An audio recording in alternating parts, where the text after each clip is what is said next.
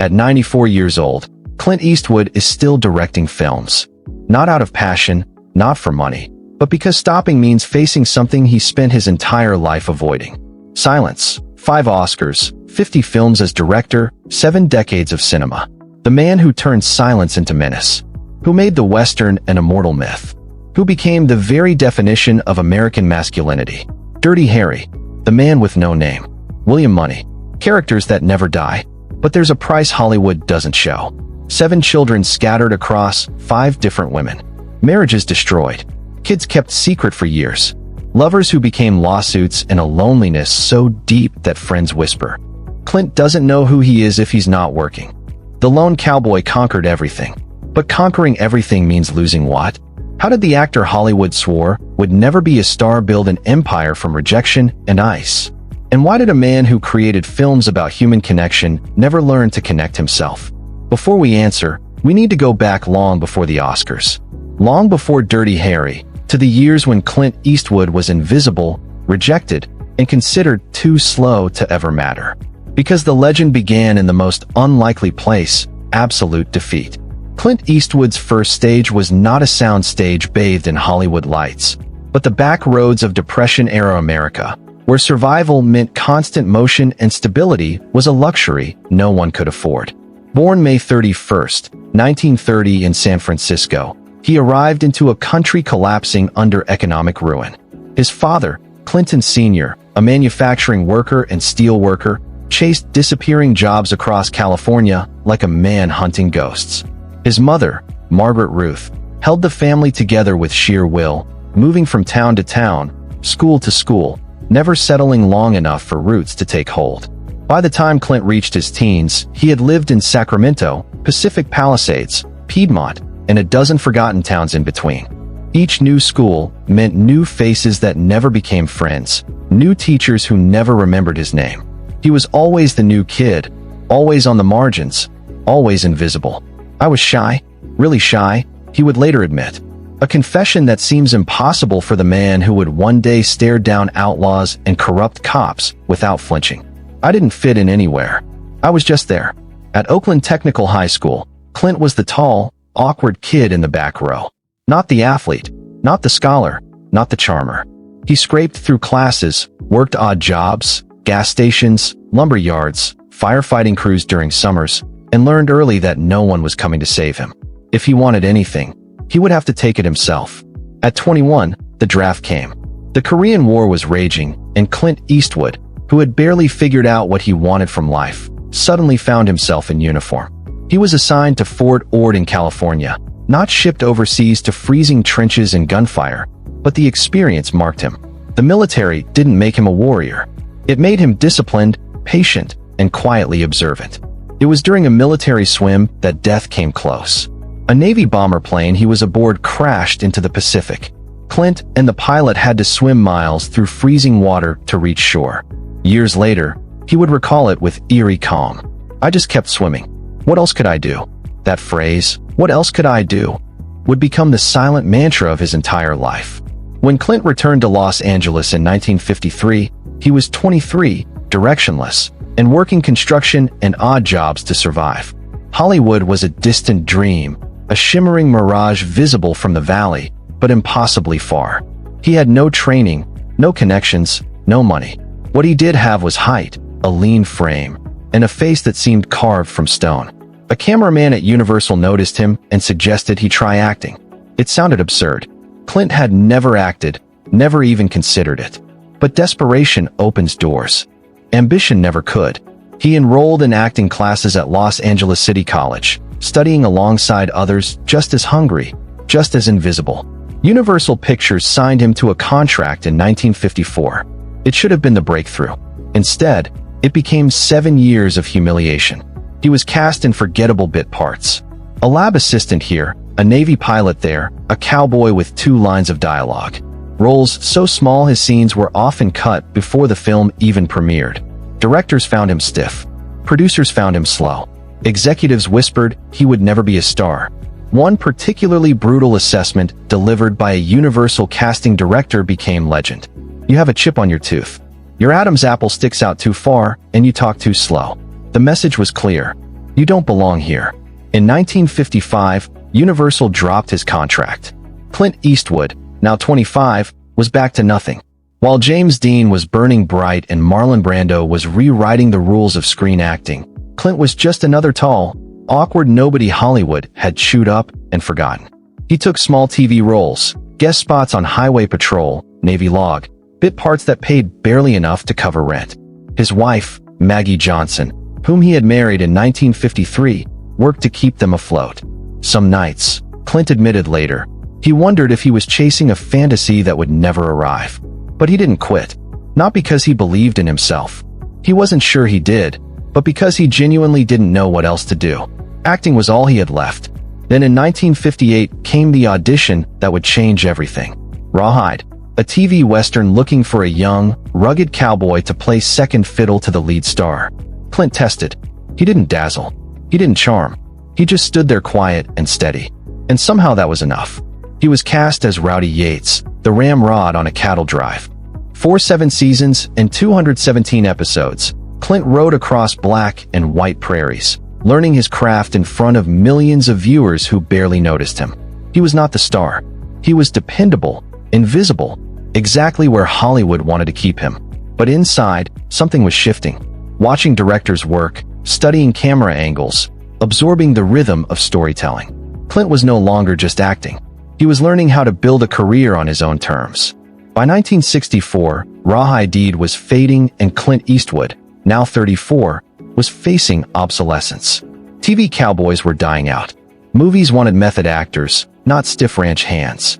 He had survived poverty, rejection, and years of invisibility.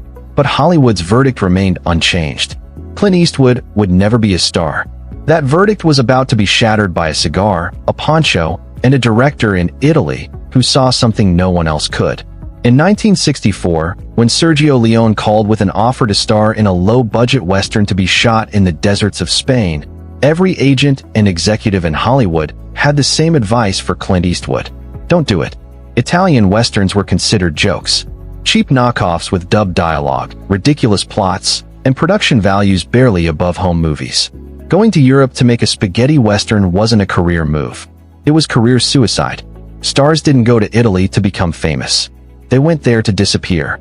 Clint's agent begged him to reconsider. His colleagues on Rawhide told him he was throwing away his TV career. Even his wife questioned the decision. But Clint saw something no one else did. An opportunity to escape the box Hollywood had built around him. For $15,000 and a plane ticket, Clint Eastwood flew to Spain to meet a director who spoke no English and shoot a Western unlike anything America had ever seen. A Fistful of Dollars was brutal, stylized, and stripped of everything traditional Westerns held sacred. There were no noble sheriffs or moral speeches, just violence, silence, and a nameless stranger in a poncho who killed without remorse and disappeared like smoke. Leone's direction was revolutionary. Extreme close-ups on Clint's eyes, long wordless stretches filled only with Ennio Morricone's haunting score. Gunfights choreographed like opera. And Clint, the actor Hollywood called too stiff, suddenly became magnetic precisely because of his stillness. He didn't act. He was. Every squint carried threat. Every silence screamed danger. The man with no name didn't need dialogue. His presence was the story. When A Fistful of Dollars premiered in Italy in 1964, it became a sensation. Europe went wild. But in America, the film didn't even get distribution. Hollywood dismissed it as foreign garbage beneath serious consideration. Leone immediately cast Clint in 2 more films for a few dollars more in 1965, and The Good, The Bad, and The Ugly in 1966. Each one bigger, bolder, more epic than the last. By the time the Dollars trilogy concluded, Clint Eastwood was a superstar across Europe, worshipped in Italy, France, and Germany, while still virtually unknown in his own country. Then in 1967, United Artists finally released A Fistful of Dollars in American theaters. The impact was seismic. Audiences who had grown tired of sanitized cowboys suddenly witnessed something raw and visceral. The westerns of John Wayne and Gary Cooper felt like relics. This was something primal. Overnight, Clint Eastwood went from washed-up TV actor to the most exciting presence in American cinema. The industry that had rejected him now scrambled to sign him. Offers flooded in. Scripts piled up, and Clint, who had spent 15 years invisible, suddenly couldn't walk down a street without being recognized. But he didn't celebrate. He strategized. While other actors chased paychecks, Clint studied the machine. He learned about budgets, schedules, and how studios controlled talent through contracts and fear. He watched directors and took notes. And he made a quiet vow, never be powerless again. In 1968, he formed his own production company, Malpaso, ensuring he would never again be at the mercy of executives who once told him he had no future. It was an unprecedented move for an actor. Most didn't dare challenge studio control. But Clint wasn't most actors. Then came 1971 and the role that would define American cinema for a generation. Dirty Harry. Inspector Harry Callahan was the anti-hero America didn't know it needed. A cop who despised bureaucracy, ignored rules, and delivered justice with a .44 Magnum and ice-cold one-liners. Do you feel lucky? Well, "Do you punk" became more than a catchphrase. It became a cultural earthquake. Dirty Harry exploded. It wasn't just a hit. It was a phenomenon. Conservatives loved Harry's hard justice. Liberals condemned the film as fascist. Critics were divided. Audiences didn't care. They packed theaters to watch Clint Eastwood deliver vigilante justice with a smirk and a raised eyebrow. For sequels followed, each one a box office titan. By the mid-1970s, Clint Eastwood was the highest-paid actor in the world, commanding $5 million per film, an astronomical sum at the time. But while most stars would have settled into comfortable celebrity, Clint was restless. Acting was never enough. He had spent too many years watching directors fumble scenes, waste time, and bloat budgets. He knew he could do better. In 1971, the same year Dirty Harry premiered, Clint stepped behind the camera for the first time to direct Play Misty for Me, a taut psychological thriller he also starred in. It was a gamble. Actors turned directors were often ridiculed, their films dismissed as vanity projects. Play Misty, for Me, was a critical and commercial success. Clint had proved he could direct. More importantly, he proved he could direct well, efficiently, under budget, ahead of schedule, with no ego tantrums or wasted takes. Over the next decade, Clint would direct and star in film after film: High Plains Drifter, The Outlaw Josie Wales, The Gauntlet, Escape from Alcatraz. Some succeeded, some stumbled. But Clint never stopped working, never stopped learning, never stopped building his empire brick by brick. By 1980, Clint Eastwood was no longer just a star. He was an institution, a man who had gone from rejected TV cowboy to the most powerful actor-director in Hollywood. But power, as Clint would soon discover, does not shield you from loneliness, scandal, or the brutal unraveling of the very things you thought were solid. The myth of the lone cowboy was about to face its cruelest test, not on screen, but in the wreckage of his private life. Behind the granite face that made Clint Eastwood a legend stood a private life fractured by secrets, infidelities, and relationships that imploded under the weight of a man who could never stop moving, never stop working, never truly let anyone in. In 1953, when Clint married Maggie Johnson, he was a 23-year-old nobody working construction and dreaming of impossible stardom. She was a college student who believed in him when no one else did. For the first struggling years, they were partners. Maggie working to pay bills while Clint chased bit parts and humiliating rejections. But as fame arrived, so did distance. By the 1960s, Clint was spending months on location, surrounded by actresses, stunt women, and the intoxicating freedom of being wanted. Maggie stayed home. Clint stayed gone. The affairs began quietly. In 1964, while filming Raw Deed, Clint met Roxanne Tunis, a stunt woman and dancer. What started as a fling became a shadow relationship that lasted 14 years. In 1964, Roxanne gave birth to a daughter, Kimber. Clint acknowledged the child privately, provided financial support, but kept her existence hidden from the public and for years from Maggie. Kimber grew up knowing her father only through brief secret visits.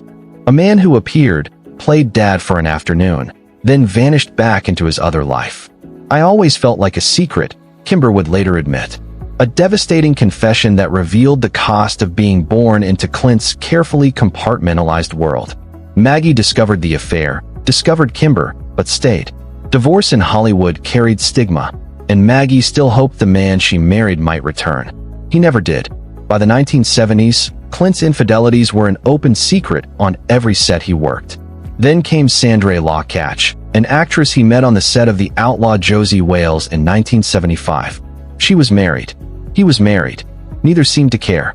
Sandra left her husband. Clint left Maggie, though the divorce wouldn't finalize until 1984. For 13 years, Clint and Sandra lived together, co-starred in 6 films, and presented themselves as Hollywood's unconventional power couple. But behind the glamour, the relationship was deeply troubled. Sandra later alleged that Clint was controlling, dismissive of her career, and emotionally abusive. She claimed he pressured her into having 2 abortions and undergoing a tubal liation. Promises of marriage always delayed, always conditional. While with Sandra, Clint had 2 more children, Scott, born 1986, and Catherine, born 1988, with flight attendant Jaceline Reeves. He kept these children secret from Sandra, from the press, from everyone. When Sandra finally discovered the truth, the betrayal shattered her. In 1989, after 13 years together, Clint abruptly ended the relationship. He changed the locks on their shared home while she was away. No warning, no conversation, just eviction. Sandra sued. The palimony case became a media spectacle, airing accusations of manipulation, broken promises, and a man who compartmentalized his life so thoroughly that entire children could exist in separate hidden boxes. The case settled quietly in 1996, reportedly for over $1 million, but the damage was public and permanent. Clint's image as the stoic, honorable hero cracked. The man who played righteous cowboys on screen stood accused of callousness in real life. Yet even as the lock scandal raged, Clint had moved on. In 1990, he met actress Frances Pfizer on the set of Pink Cadillac. By 1993, they had a daughter, Francesca. The relationship seemed different, more stable, more public, but once again, the pattern held. Clint's work came first. Always directing consumed him. Scripts piled up. 18-hour days became routine. Frances, like Maggie before her, found herself loving a man who was always present in body but absent in soul. By 1995, the relationship collapsed. Frances later spoke carefully about those years, choosing words with the precision of someone who still carried wounds but refused to pour salt. "He's a man married to his work," she said simply. In 1996, at 66 years old, Clint married for the second time Dina Ruiz, a television news anchor 35 years his junior. They had a daughter, Morgan, in 1996. For a while, it seemed Clint had finally found stability, but the marriage lasted only 17 years. In 2013, Dina filed for divorce, citing irreconcilable differences. Friends whispered the same old story. Clint's obsession with work, his emotional unavailability, the impossibility of competing with scripts and editing bays for his attention. By the time the divorce finalized in 2014, Clint Eastwood had 7 confirmed children from 5 different women, 2 divorces, countless affairs, and a trail of broken relationships spanning 6 decades. Those who worked with him saw the pattern clearly. Clint doesn't do intimacy, one longtime colleague admitted. He does control. And when you can't be controlled, he moves on. It wasn't cruelty exactly. It was something colder. Compartmentalization so complete that entire human lives could be filed away in separate drawers, opened only when convenient, closed when they demanded too much. His children, scattered across decades and relationships, grew up with vastly different experiences of the same father. Some, like Scott, followed him into acting and found mentorship. Others, like Kimber, spent years reconciling the public legend with the distant man who visited only when schedules allowed. "My father," one of his children said in an interview, choosing anonymity to speak freely, was always working. Even when he was home, he was working. You learn not to expect more. And perhaps that is the most haunting truth of Clint Eastwood's private life. Not that he was a villain, but that he was absent. A man so consumed by the need to build, to create, to prove the doubters wrong that he never learned how to stop long enough to let anyone truly reach him. The cowboy who needed no one had built exactly the life he wanted. Powerful, autonomous, untouchable. But power, autonomy, and impenetrability come with a price. And that price is paid in wedding rings discarded. Children who grow up as secrets and lovers who learn too late that loving Clint Eastwood means loving a ghost. By the late 1980s, Clint Eastwood had become something Hollywood dreaded. Predictable. The man who once revolutionized the Western and redefined the action hero was now recycling himself. Formulaic cop movies like The Rookie and Pink Cadillac felt tired. Critics who once called him magnetic now called him monotonous. Box office returns were shrinking. Younger action stars like Sylvester Stallone, Arnold Schwarzenegger, and Bruce Willis dominated theaters with explosions and one-liners. At 60, Clint Eastwood seemed like a relic, a cowboy who had outlived his era, stubbornly riding into a sunset that had already disappeared. Industry insiders began writing his obituary. Eastwood is finished. One executive reportedly said, "He's too old, too slow, and nobody cares about Westerns anymore." But Clint had spent his entire life proving doubters wrong.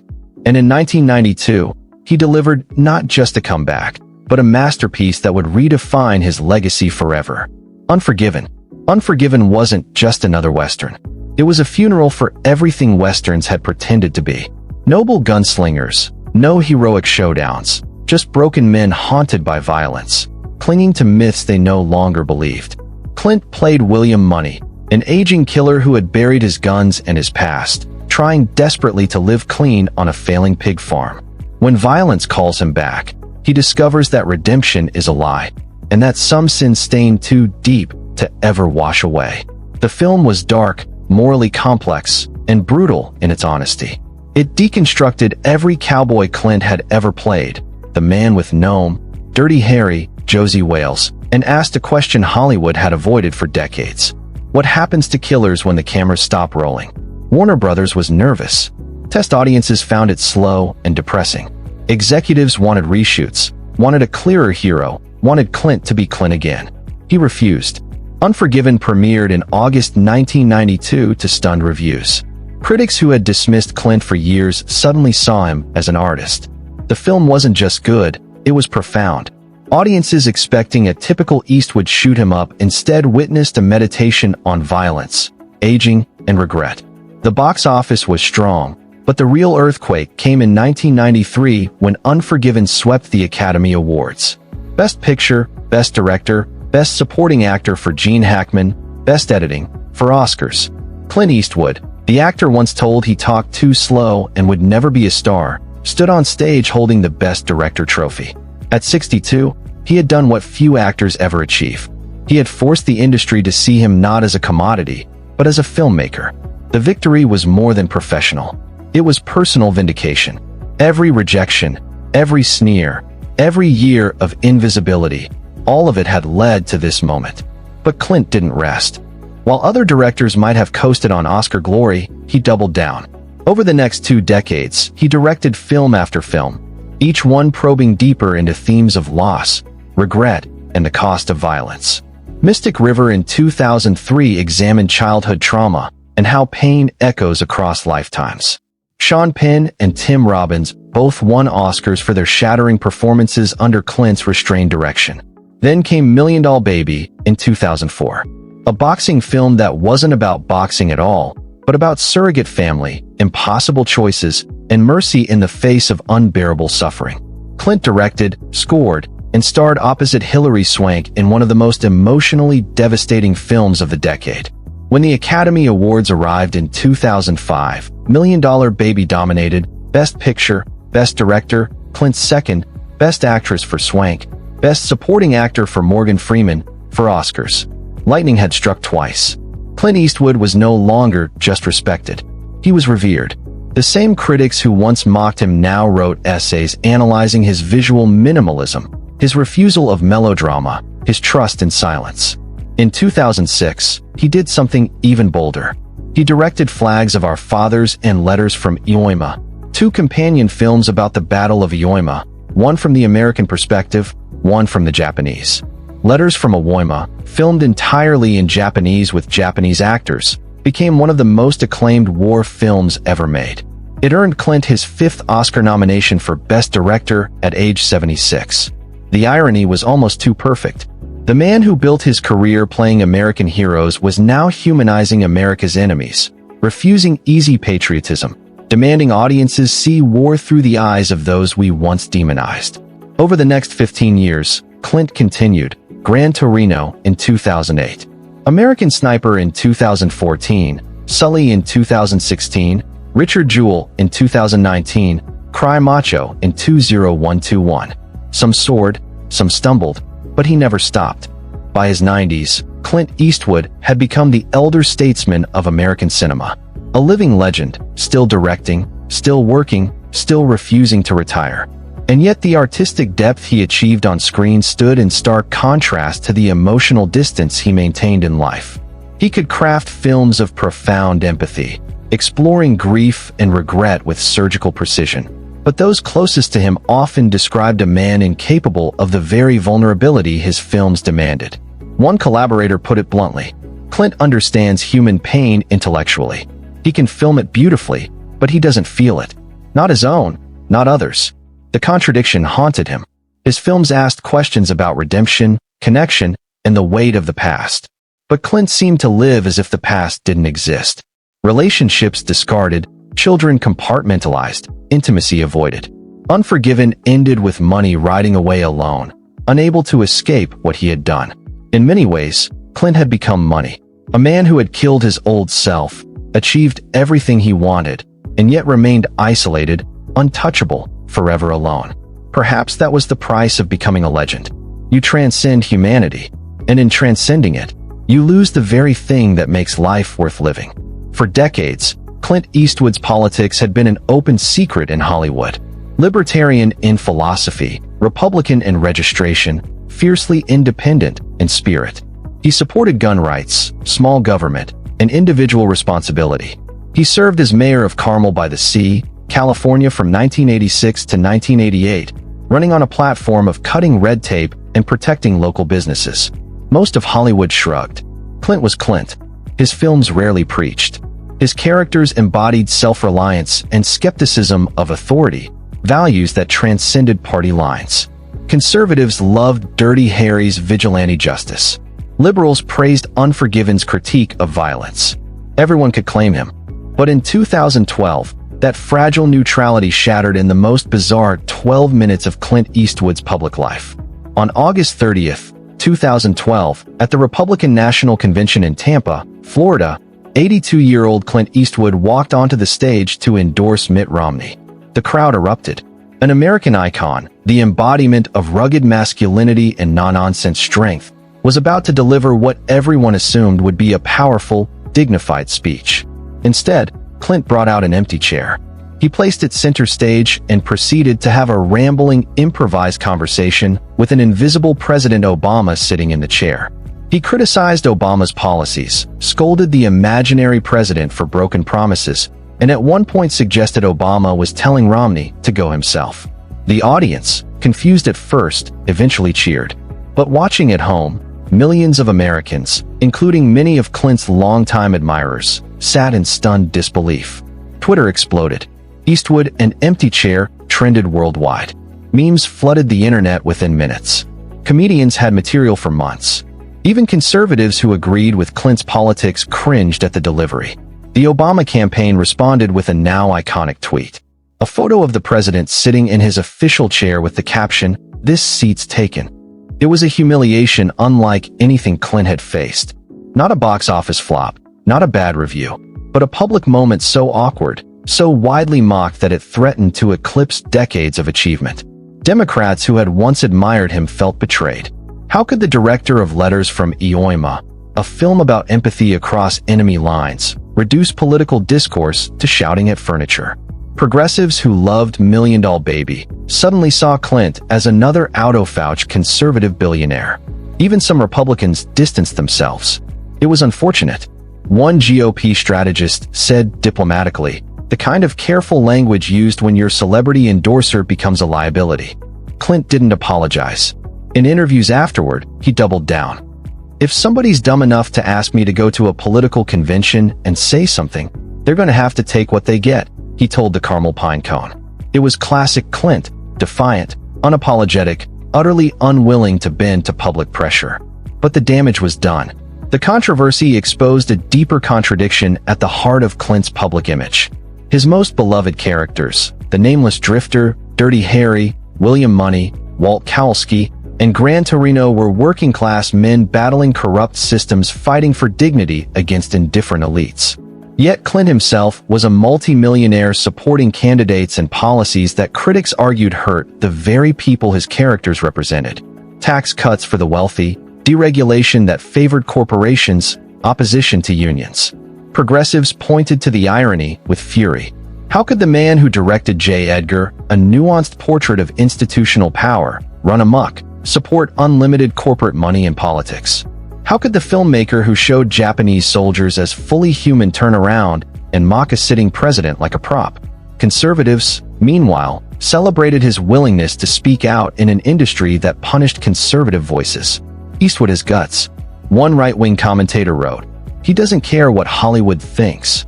Both sides were right, and both were missing the point. Clint Eastwood had never asked permission to be anyone's hero.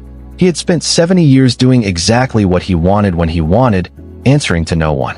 The empty chair wasn't a calculated political move. It was pure, unfiltered Clint, spontaneous, stubborn, and utterly convinced of his own judgment. But in a polarized America where every celebrity statement was weaponized, neutrality was no longer possible. By stepping onto that stage, Clint had chosen a side. And in choosing, he lost the half of his audience that had believed he belonged to everyone. His films after 2012 became flashpoints. American Sniper. In 2014, a massive box office success about Navy SEAL Chris Kyle ignited fierce debate. Was it a patriotic tribute or war propaganda? Conservatives hailed it as a masterpiece. Progressives condemned it as jingoistic. Clint stayed silent, letting the work speak. But the work could no longer speak for itself. Every frame was now filtered through politics. The man who had once been universally admired was now divisive. Box office numbers remained strong, but the cultural unity around his name had fractured permanently. And yet Clint never wavered. He supported Trump in 2016, though with reservations. He criticized political correctness. He continued to make films about American individualism, law and order, and personal responsibility. To admirers, it was integrity, a man refusing to conform to Hollywood groupthink. To critics, it was stubbornness, an old man clinging to outdated values. Perhaps both were true. What remains undeniable is the cost.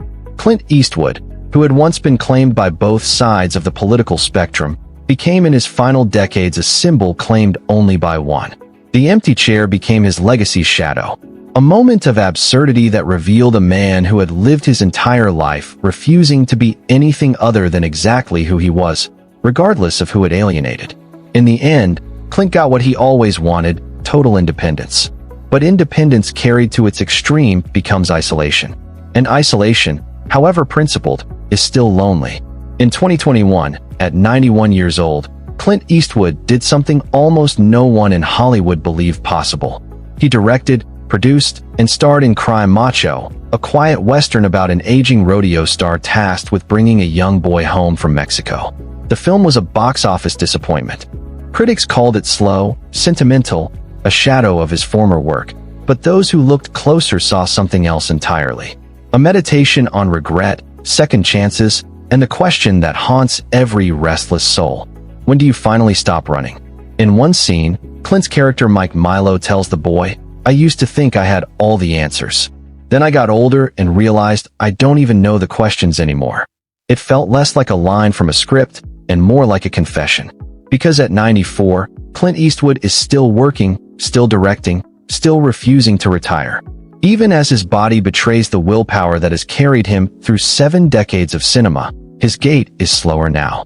His voice, once a growly whisper of menace, has softened into something almost fragile. Hearing loss requires him to rely on assistance during shoots. His vision, dimmed by age, makes reviewing dailies a challenge, but his mind remains sharp. On set, he's still the same Clint. No wasted takes, no ego tantrums, no tolerance for inefficiency. "We're burning daylight," he'll say, the exact phrase he's used since the 1970s. As if time itself bends to his discipline. Friends describe him as working not out of passion, but out of fear. Fear of what happens when the cameras finally stop rolling. When the scripts run out. When there's nothing left but silence and the reckoning that comes with it. Clint doesn't know how to stop. One longtime collaborator admitted he doesn't know who he is if he's not working. At home in Carmel, California, Clint lives quietly in a sprawling estate overlooking the Pacific. The mansion is filled with artifacts from a life lived, large Oscar statuettes, photographs with presidents and legends, film posters spanning half a century. But the house, friends say, often feels empty. His children visit, some more than others. The relationships are complicated, shaped by decades of absence, secrecy, and emotional distance. Scott Eastwood, now an actor himself, speaks publicly of his father with respect, but keeps a careful distance. "He taught me to be tough," Scott once said. "Maybe too tough."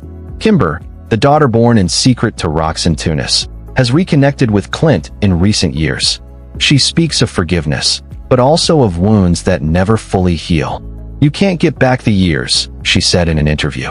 "You can only decide what to do with the ones you have left." Clint's youngest children, Morgan, now in her late 20s, have the benefit of a father slowed by age, less consumed by empire building, more willing to simply be.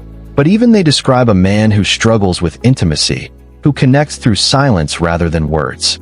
In 2023, Clint became the oldest person ever nominated for an Academy Award when juror number 2 earned him consideration at 93. He didn't win. He didn't attend. But the nomination itself was a testament. Hollywood had long since stopped trying to write his obituary because Clint Eastwood refuses to die. Not yet. Not until the final frame is shot. In interviews, when asked about mortality, Clint deflects with humor. "I'll retire when they nail the coffin shut," he jokes. But beneath the joke lies a truth less funny. The knowledge that stopping means confronting everything he spent a lifetime outrunning. The broken marriages, the scattered children, the lovers who became lawsuits, the loneliness he dressed up as independence, the ambition that built an empire but left him standing alone in an empty mansion, surrounded by trophies that cannot talk back. His films explored these themes obsessively. William Money riding away alone in Unforgiven. Frankie Dunn drowning in guilt in $1 Million Baby. Walt Kowalski seeking redemption in Gran Torino. Every character a version of Clint himself. Men who achieved what they wanted and discovered it wasn't enough. "I think Clint knows," one close friend said quietly. "He knows what he sacrificed. He just doesn't know how to live with it. So he keeps working." And perhaps that is the ultimate tragedy and triumph of Clint Eastwood. He became everything he set out to be. A legend, an icon, a man who bent Hollywood to his will and emerged victorious. He transformed rejection into empire, invisibility into immortality. But along the way, he lost the very things that might have made the victory worth savoring. Connection, vulnerability, the ability to stop, breathe, and let someone truly see him. His legacy in cinema is untouchable. 5 Academy Awards, 50 films directed, characters etched into cultural memory. He will be studied, celebrated, and referenced for as long as movies exist. But his personal legacy is fractured. Children who bear his name, but not his presence. Lovers who carry scars. And a man who even at 94 cannot stop long enough to ask if the ride was worth the cost. And now the question turns to you. What will you take from Clint Eastwood's story? That relentless ambition can build empires, that discipline and grit can overcome any rejection, or that even legends are human, flawed, and capable of winning the world while losing themselves. Maybe the lesson is simpler, that success and happiness are not the same thing. That power and connection cannot coexist when one demands everything and the other requires surrender. Clint Eastwood taught us how to make great films. But his life teaches us something harder. That the cowboy who rides alone may reach the horizon first, but he reaches it alone. The cameras will eventually stop. The legacy will remain. And somewhere in Carmel, an old man will sit in the quiet, surrounded by the ghosts of what he built and what he left behind. Because in the end, Clint Eastwood became exactly what he wanted. Unforgettable, untouchable, and utterly, irreversibly alone. Share your thoughts below. Subscribe for more untold stories. And remember, the greatest legends are not the ones without flaws, but the ones who show us what ambition costs when we forget to dismount.